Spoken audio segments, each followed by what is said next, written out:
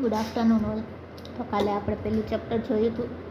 હવે આજે આપણે બીજું ચેપ્ટર કે કેલિબ્રેશન અને ટેસ્ટિંગ. કેલિબ્રેશન એટલે કે જે એરર આવે કોઈ વસ્તુમાં, કોઈ ઇન્સ્ટ્રુમેન્ટમાં, તેને કેમાં કન્વર્ટ કરવાનું આવે? આપણે પર્સન્ટેજ એરરમાં. હવે પર્સન્ટેજ એરર શોધવા માટેની રીતને કેલિબ્રેશન કહેવાય. તો કેલિબ્રેશનની વ્યાખ્યા શું છે કે મીટર જે કિંમત માપે છે તે સાચી કિંમત જેટલી નથી. આ બંને વચ્ચેના તફાવતને એરર કહેવામાં આવે છે.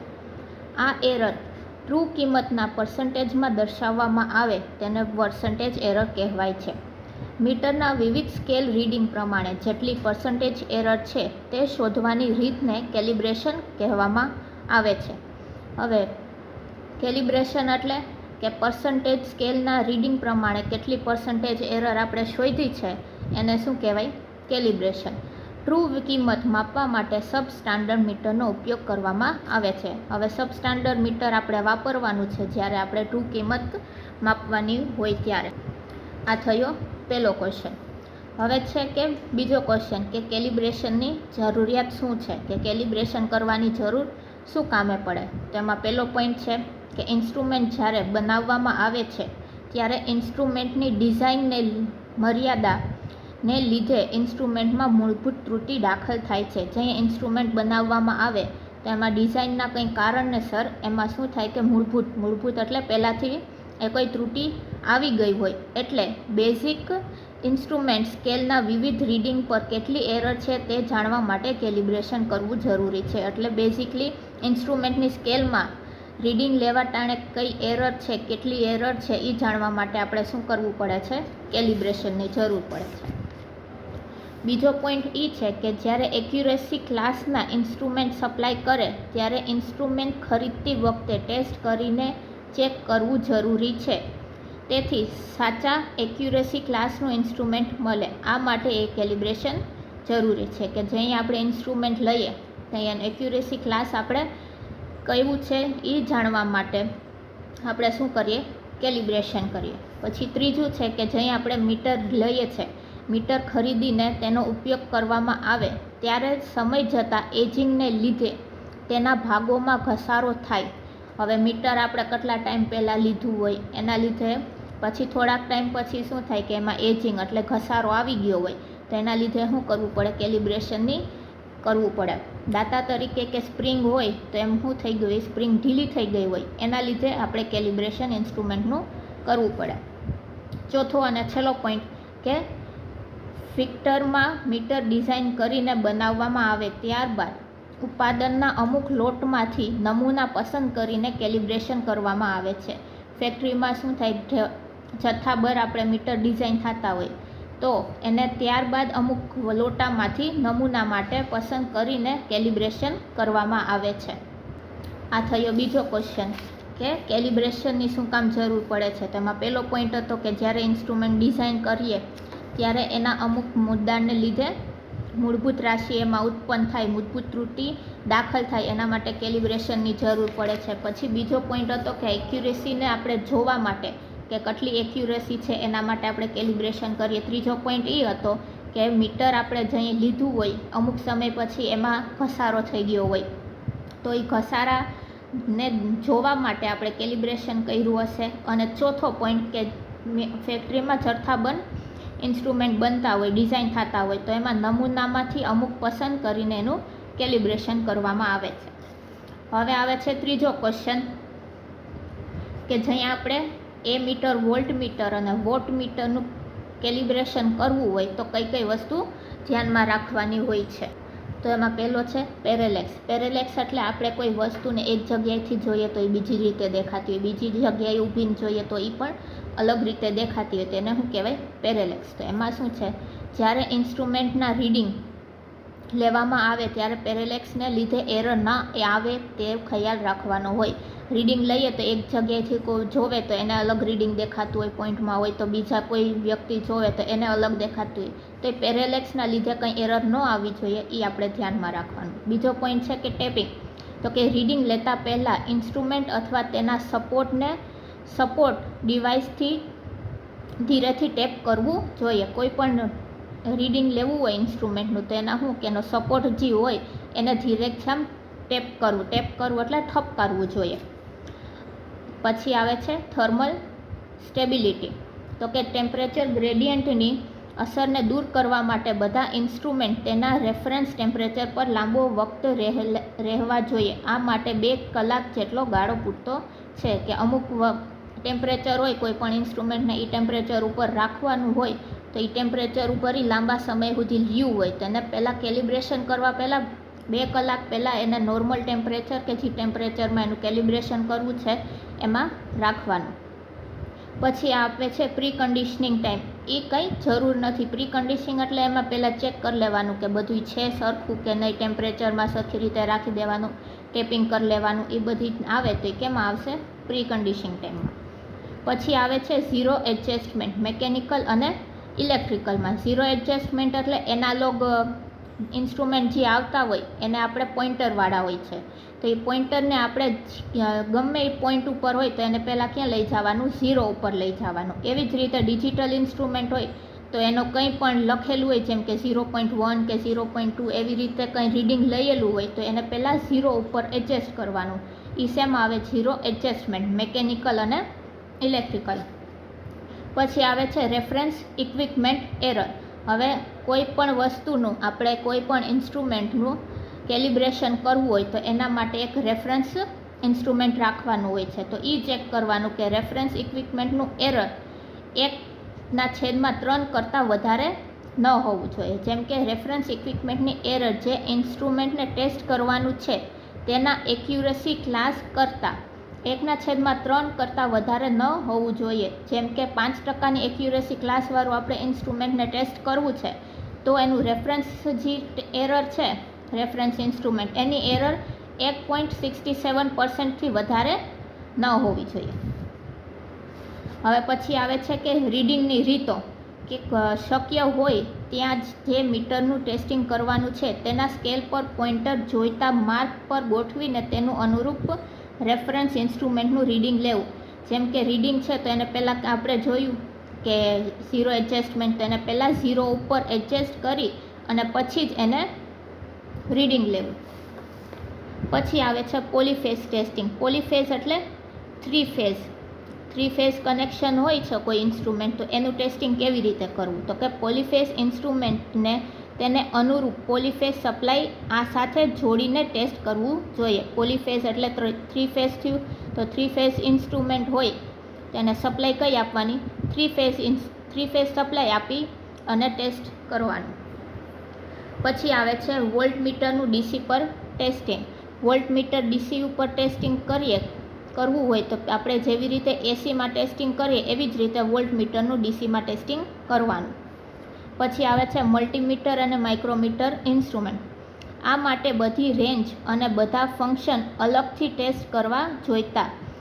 મલ્ટિપલ સપ્લાય વોલ્ટેજ કેલિબ્રેશનવાળા ઇન્સ્ટ્રુમેન્ટને દરેક સપ્લાય કનેક્શન પર અલગથી ટેસ્ટ કરવું જોઈએ. મલ્ટીમીટરને બધાય મલ્ટીમીટરમાં વોલ્ટમીટર, એ મીટર એ બધું આવે તો અલગથી બધાને આપણે ટેસ્ટ કરવું પડશે. પછી છેલ્લું છે ટેસ્ટ લીડ.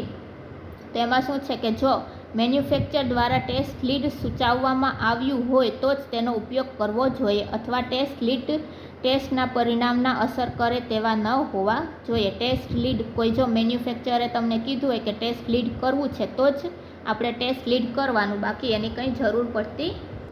ત્રીજો ક્વેશ્ચન હતો કે મીટર, વોલ્ટમીટર અને વોટમીટર ને ટેસ્ટ કન્ડિશનના કેલિબ્રેશન માટેના ટેસ્ટ કન્ડિશન કયા કયા હતા? તો ટોટલ 12 છે. એમાં પહેલું છે પેરેલેક્સ, બીજું આવશે ટેપિંગ, ત્રીજું આવશે થર્મલ સ્ટેબિલિટી, ચોથું આવશે પ્રી કન્ડિશનિંગ ટાઈમ, પાંચમું છે ઝીરો એડજસ્ટમેન્ટ મિકેનિકલમાં અને ઝીરો એડજસ્ટમેન્ટ ઇલેક્ટ્રિકલમાં. પછી છે કે રેફરન્સ ઇક્વિપમેન્ટની એરર, પછી છે રીડિંગની રીતો, પછી આવે છે પોલીફેઝ ટેસ્ટિંગ કેવી રીતે કરવું, વોલ્ટમીટરનું ડીસીમાં ટેસ્ટિંગ કેવી રીતે કરવું, માઇક્રોમીટર અને મલ્ટીમીટર ઇન્સ્ટ્રુમેન્ટ હોય તો એનું ટેસ્ટિંગ કેવી રીતે કરવું અને ટેસ્ટ લીડ. આ ક્વેશ્ચન 7 માર્કમાં પૂછાય છે જેમાં 12 પોઈન્ટ આપણે લખવાના આવશે. હવે પાંચમો ક્વેશ્ચન છે કે એ મીટર હોય તો એનું કેલિબ્રેશન આપણે કેવી રીતે કરવાનું. હવે આમાં આપણે જોઈએ આ ફિગર દોરવાની આવશે. આ ક્વેશ્ચન 4 માર્ક અથવા 3 માર્કમાં પૂછાય છે.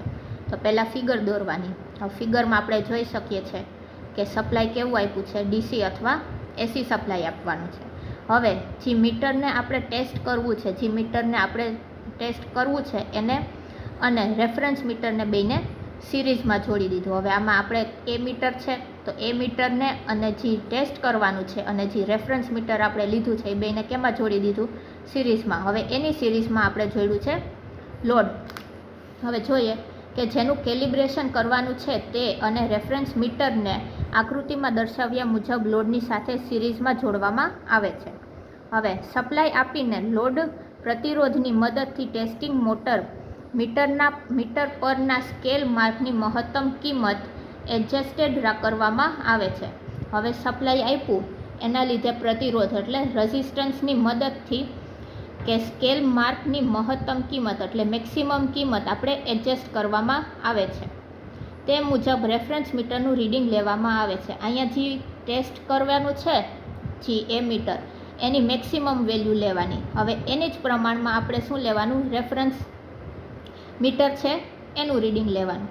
ત્યારબાદ કરંટ ઘટાડીને ટેસ્ટ મીટરના સ્કેલ પર 4 સરખા અંતરે આવે એમ શૂન્ય સહિત રીડિંગ લેવામાં આવે છે. એના પછી શું કરવાનું કે કરંટ ઘટાડી દેવાનું.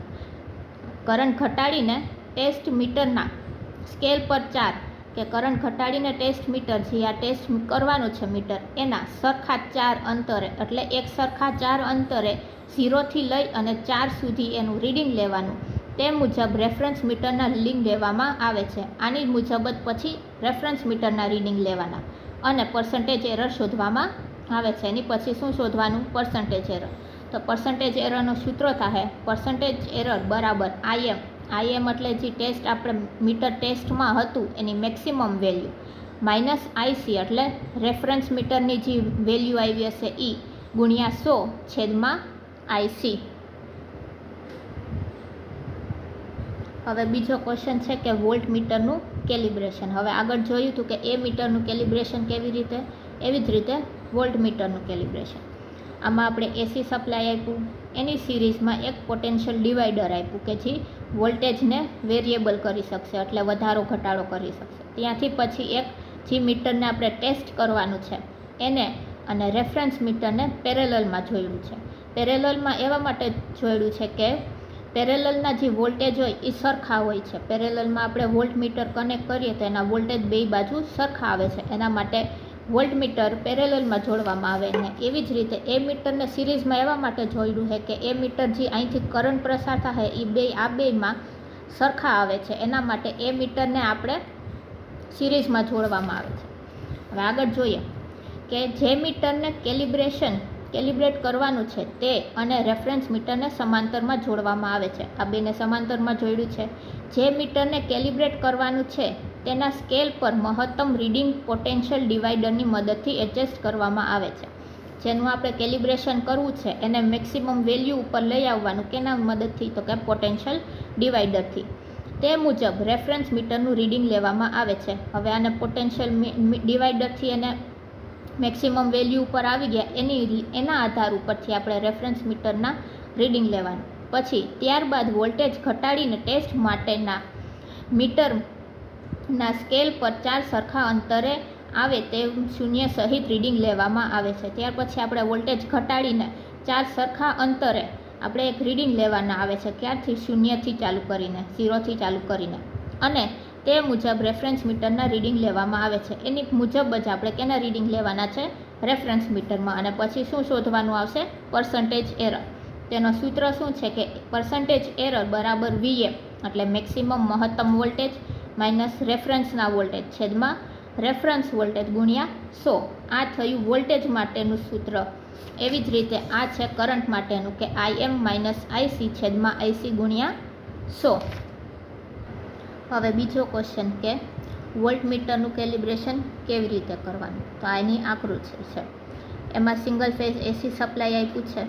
પછી ઓટો ટ્રાન્સફોર્મર જોડ્યું છે. ઓટો ટ્રાન્સફોર્મરની હારે એક એ મીટર જોડ્યું છે. પછી લોડ જોડ્યો છે અને 2 વોટ મીટર જોડ્યા છે. એમાં પહેલું છે કે જેનું આપણે ટેસ્ટ કરવાનું છે એ વોટ મીટર અને બીજું આવે છે રેફરન્સ વોટ મીટર. હવે એમાં PC એટલે પોટેન્શિયલ કોઇલ પોટેન્શિયલ કોઇલને સપ્લાય હારે જોડેલી છે. બે પોટેન્શિયલ કોઇલને સપ્લાય હારે જોડી દીધું. અને સીસી એટલે કરંટ કોઇલ, ને કરંટ કોઇલને આપણે કરંટ માપવાનો છે એટલે એને સિરીઝ લોડની સિરીઝમાં જોડાનું છે. હવે જોઈએ કે ટેસ્ટ માટેના મીટર તથા રેફરન્સ મીટરની પોટેન્શિયલ કોઇલને સપ્લાય સાથે જોડવામાં આવ્યું છે કે આ બે જે ટેસ્ટ કરવું છે અને રેફરન્સ આ બેની પીસી છે પોટેન્શિયલ કોઇલ એને કોની હારે જોડી દીધું છે? સપ્લાય હારે. એવી જ રીતે બંને મીટરની કરંટ કોઇલને લોડની સિરીઝમાં જોડવામાં આવે છે. આ સીસી એટલે કરંટ કોઇલને લોડની સિરીઝમાં જોડવામાં આવ્યું છે. વોલ્ટેજ સર્કિટને ટેસ્ટ વોલ્ટેજ ±2% એનર્જાઇઝ કરવામાં આવે છે. હવે વોલ્ટેજ સર્કિટ છે, આ જે પીસી છે વોલ્ટેજ સર્કિટ, એના વોલ્ટેજ ±2% એનર્જાઇઝ એટલે એને 2% વોલ્ટેજ આપવામાં આવ્યા. હવે ઓટો ટ્રાન્સફોર્મરનું કામ શું છે કે ઓટો ટ્રાન્સફોર્મરની મદદથી કરંટ સર્કિટમાંથી પૂરતો કરંટ પ્રસાર કરવામાં આવે છે. ઓટો ટ્રાન્સફરની મદદથી કે આપણે જેટલો કરંટ જોઈએ છે પૂરતો એ સર્કિટમાંથી પ્રસાર કરવામાં આવ્યો છે, જેથી ટેસ્ટ માટેના વોલ્ટમીટરનો પોઇન્ટર ફૂલ સ્કેલ માર્ક પર આવી જાય. એના લીધે શું થાય કે જે મીટરને આપણે ટેસ્ટ કરવું છે એની પોઇન્ટર ક્યાં આવી જાય? ફૂલ સ્કેલ ઉપર એટલે મહત્તમ ઉપર આવી જાય. આ વખતે રેફરન્સ વોલ્ટમીટરનું રીડિંગ લેવામાં આવે છે. એની પછી કેનું રીડિંગ લીધું? તો કે રેફરન્સ વોલ્ટમીટરનું. પછી શું કરવાનું કે કરંટની કિંમત ઘટાડી દેવાની અને 0 થી લઈને 4 સરખા અંતરે એનું રીડિંગ લેવાનું. કેનું? તો કે જે મીટરને આપણે ટેસ્ટ કરવું છે એની આધાર પર આપણે રેફરન્સ મીટરનું રીડિંગ લેવાનું.